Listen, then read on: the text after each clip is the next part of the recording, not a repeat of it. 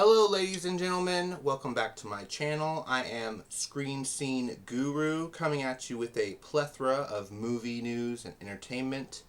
If this is the first time coming to my channel, hello and welcome.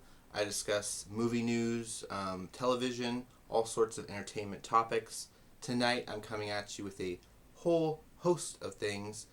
Starting into it, we'll start with a little bit of lighter stuff. Tonight we were just celebrating the 2025 Met Gala in New York.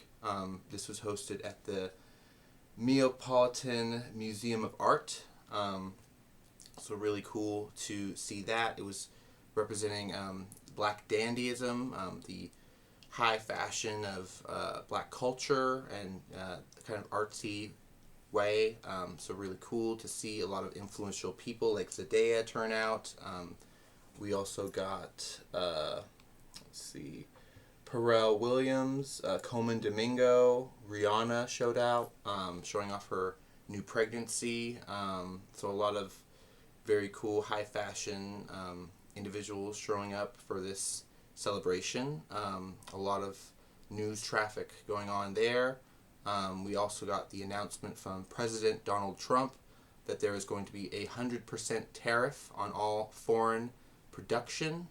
This is very concerning for people abroad in the movie space, shooting out of the country anywhere for iconic things like Avengers Doomsday that's shooting in London right now, and Christopher Nolan's Odyssey, and a plethora of other things. Very interesting to hear. This was coming out of John Voight, Mel Gibson, and Sylvester Stallone coming at Mr. President with a new deal they have for bringing work back to the States. I'm not exactly sure if this 100% tariff is exactly the right thing to do, given that before we had the carrot and stick method of incentivizing, giving tax credits to states to bring back production. A lot of that's been happening in different states like New York, but not so much in Central California. So a lot of people are really desperate, of course, for production to come back. But it seems like they've priced themselves out of that area. We've gotten influential actors like Bobby from 911 being killed off in this latest season, saying it's too expensive to work in Hollywood anymore. So very interesting stuff there. I have messaged influential people on YouTube like Robert Meyer Burnett at the Robservation about this. Very concerning. But moving on to some other movie news. We recently heard back about Jeremy Renner since his snowplow accident, and about how he was pitched an offer from Marvel Studios to return as Hawkeye for season 2, but only for half the amount of money he was given for season 1. So of course the actor was perplexed by the offer. Why come back for only half the amount he was offered the first time? He is a movie star actor coming back for a Disney Plus show, so you'd think they would pay him more. And when he asked for more, they propped to cancel the series, which is very interesting. It seemed like this was a choice Marvel wanted to just handle quietly without any kind of scuff, but very fascinating that they thought they could pull a fast one with an original Avenger, Hawkeye, Jeremy Renner. So we are not going to be getting a season 2 of Hawkeye, unfortunately, from Marvel Studios, because they lowballed the actor and then of course walked away from the project. So moving on from there, following up my Andor coverage from last week, guys, I got to episode 5. I've yet to watch episode 6, but I have heard gripe on the internet, including Tony Gilroy, the director from the series, even discussing in an interview the recasting of Senator Organa. A lot of people are curious for why this is. I think that it's just a scheduling conflict. Of course, the actor had a limited series himself. The original actor to portray Senator Organa, he is, of course, in Rogue One, the film leading up from Andor. But I believe he is currently working on other things like the Dexter series. He's going to portray some kind of flashback sequence in that. So he, rather than come back to Star Wars to portray Senator Organa for the 5th or 6th time, when he's already portrayed the character enough. He'd rather portray other roles and rather move to expand his repertoire. So cool stuff from there. And a lot of people, I think, just need to get used to the idea that Star Wars can't hold on to these actors for multiple years. After a certain amount of time, they need to kind of let go. We've seen them already reboot Han Solo, even though they said they wouldn't. They did that, and that movie didn't make them a lot of money, even though it came out on May the 4th. With us just recently having May the 4th, celebrating, if you go on to Disney Plus right now, they have a brand new display showing off all the Disney Plus series and all the movies. Really fantastic stuff. They also have a new original series, Tales from the Underworld. 6 episodes, all dropped. So if anyone's interested in Star Wars animation, there's a new series to catch up on. Let's see, we've got Avengers Doomsday casting announcements, which I'm not sure, given the certain 100% tariff on all foreign production, how much we're going to be seeing of Doomsday. But just before that news story broke, we did get a lot of casting announcements. We got such influential people as, let's see, it's Samuel L. Jackson, of course, returning as Nick Fury. We've got Halle Berry showing up as Storm, one of the original X-Men. So that's very interesting. They got Jeremy Renner as Hawkeye, of course, in a limited capacity role. We've also got Haley Atwell, who's going to play what we are given the idea to believe, Captain Britain from What If, making a live-action portrayal of that character again. We've got Brie Larson's Captain Marvel. Let's see, moving on, we've got Mark Ruffalo returning as the Hulk. We've got Benedict Wong as Wong.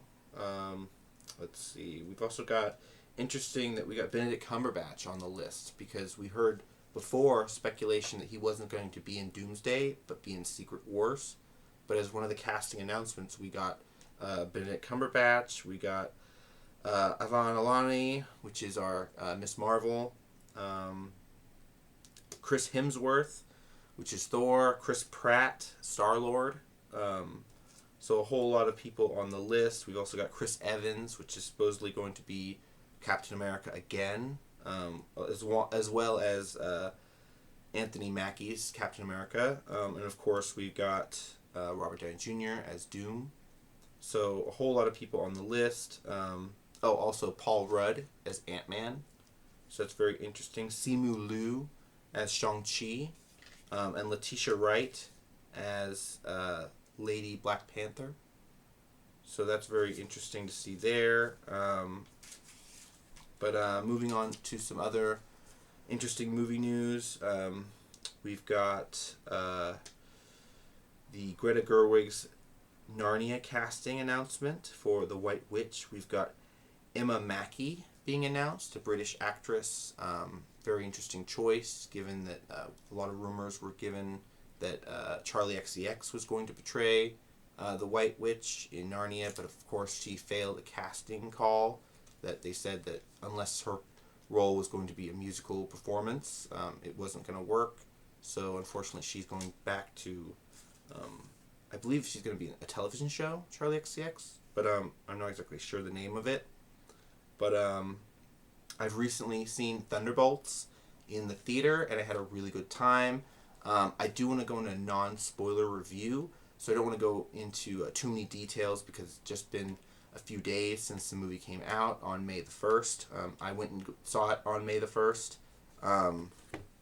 But given my history with Marvel, I do want to say it's interesting to see that this is the 36th MCU film. And I have not seen Captain America Brave New World yet. I need to catch that. It's out on streaming now.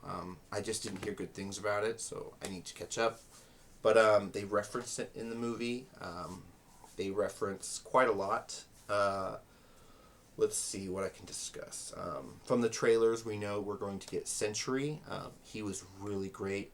Louis Pullman was fantastic as the role as Bob, Sentry, and the Void. So he portrayed 3 characters. What else can I say? Let's see. Yelena was great. Red Guardian had a really good performance. The whole team dynamic worked out really well. I liked it a lot more than I thought I would because I wasn't a big comic book reader of the Thunderbolts team. I got a quick review in Grace Randolph's channel, so if you guys have checked out her comic book review and her movie review of it, she has a really great breakdown. But interesting, the people they chose for this team, they were kind of the B and C rate anti-heroes that they decided to put together for a movie, and I was getting Guardians vibes from this. Very good potential for a team to be great. Interesting ending to the film because, of course, a lot of people in Hollywood were saying, why title a movie Thunderbolts when you're clearly going to make it a new Avengers film? They basically, when the movie premiered, the marketing for that revealed itself all over in posters and everything else. The post-credit scenes were great. One of the longest post-credit scenes in MCU history, shot by the Russo brothers on the Doomsday set, supposedly, so really hoping that we get some sort of deal made with these tariffs going on with foreign trade and production. I think eventually they're going to have to bring back the whole film back to the States if they want to continue it. Otherwise, they're going to be hit with this 100% tariff, which is really going to kneecap them from being able to get anything done.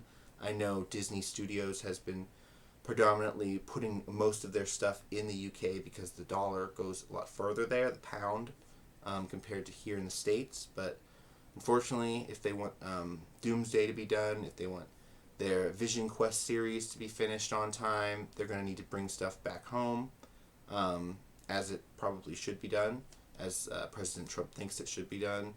But that'll do it for me for this video. Let me know what you guys' thoughts are on all the movie news and stuff. Until next time, guys, I want to thank you for clicking on another one of my videos. And ciao. Have a good one. I'll catch you next time. Bye-bye.